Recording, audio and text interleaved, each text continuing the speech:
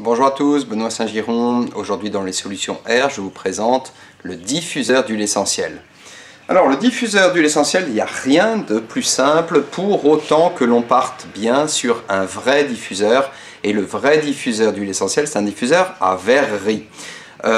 Le gros commerce a tendance maintenant à proposer plutôt du tout plastique made in China avec une ventilation ou une base d'eau. Bon, les huiles essentielles ne sont pas solubles dans l'eau et puis globalement on ne pourra pas avec de tels diffuseurs avoir une réelle purification de l'air. Or c'est ça qui est demandé à un vrai diffuseur d'huile essentielle, c'est de purifier l'air en profondeur.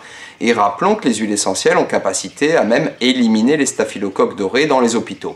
Bon, on aura également via la diffusion des huiles essentielles une ionisation de l'air en profondeur. Donc ça va bien au-delà de la simple odeur. Un vrai diffuseur, c'est très simple. On va mettre une trentaine de gouttes. Là, j'en ai mis un petit peu trop. Et puis, on va l'allumer.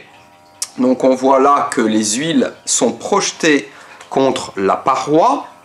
Et puis qu'on a des milliards de microparticules projetées dans l'atmosphère. On voit mieux comme ceci. Et donc, ces milliards de microparticules auront un effet de purification et de ionisation en profondeur. Alors ce diffuseur en céramique va fonctionner par intermittence, 2 minutes de marche, 1 minute d'arrêt, 2 minutes de marche, 1 minute d'arrêt, et s'arrêter au bout de 2 heures. Donc on va le laisser pour cela au minimum.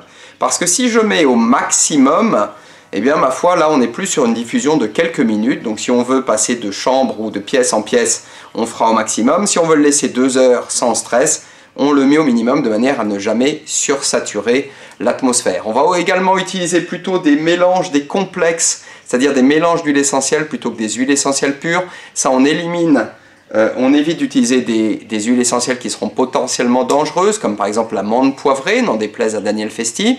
Et puis on a une complexité olfactive plus agréable, et puis également des économies au millilitre. Voilà, vous trouvez toutes les vertus, tout l'intérêt des huiles essentielles en diffusion sur le site internet. N'hésitez pas s'il y a des questions. Merci, à bientôt.